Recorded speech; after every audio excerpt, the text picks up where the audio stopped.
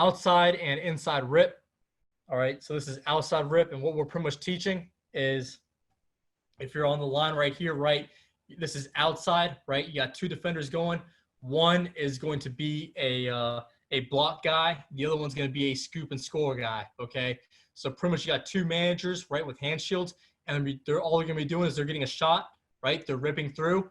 Long snapper is pretty much on his movement. So ball moves, we move, right? So it takes a little rip, and all he's doing is he's taking it off the foot of the punter, okay? That's all he's doing. So this guy right here is the block guy, right? Blocks it. This is a scoop and score guy, okay?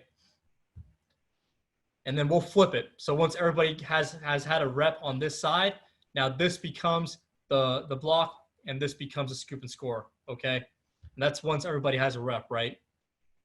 And again, right, making sure that our hands are below our shoulders, right? Cleanly taking off the foot.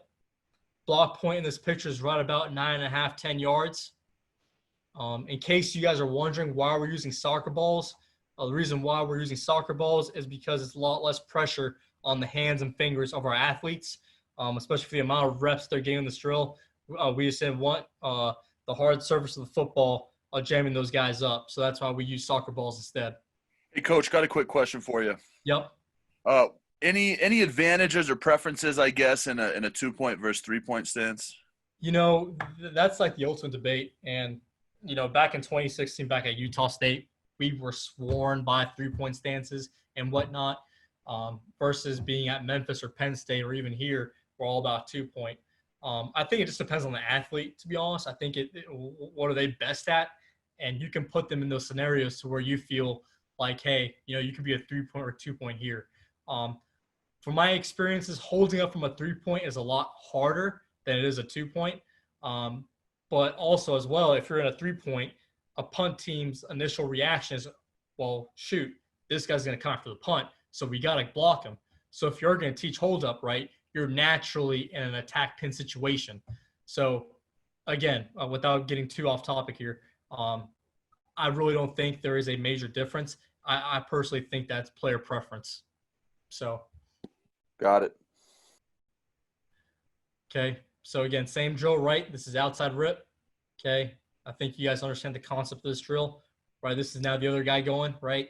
Left side's now up, right? Great hands, taking off the block point, right? Scoop and score. Okay. Just an example of what we had at Memphis. This is back in 2017, I believe, right? You guys are going to see this guy right here coming off,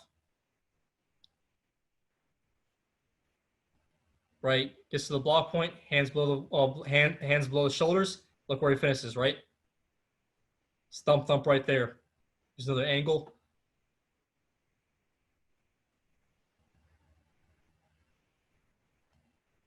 Right, hands below the shoulders. Look where they finish.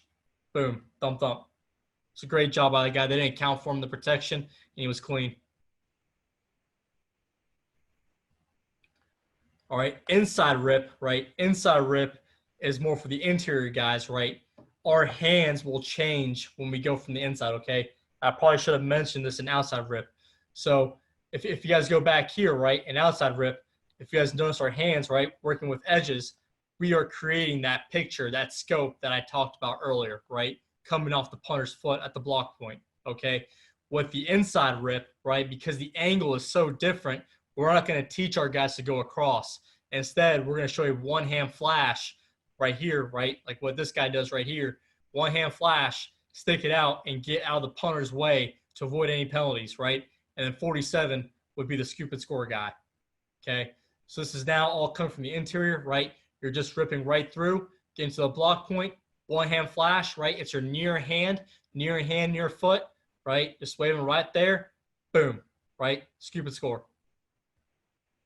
Okay, this was a drill from Lafayette, which is where our specialist coordinator here, Coach Powledge, came from before coming to Baylor. And this is just it's the same emphasis, but now you're going against a shield team. It's a different look. Instead of getting a rip on the front line, you're getting a punch by a shield defender back there, and pretty much the same concept, right? They didn't use soccer balls. They used the ball and a stick. It was more convenient for them. But same concept, same ideology, right? One hand flash, right, stick it out, boom, get out the way. Okay. Here's another rep. Look at it. Boom. Okay.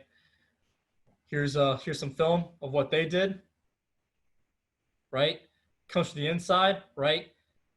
Comes pretty clean. 55 doesn't give him a great punch. He misses.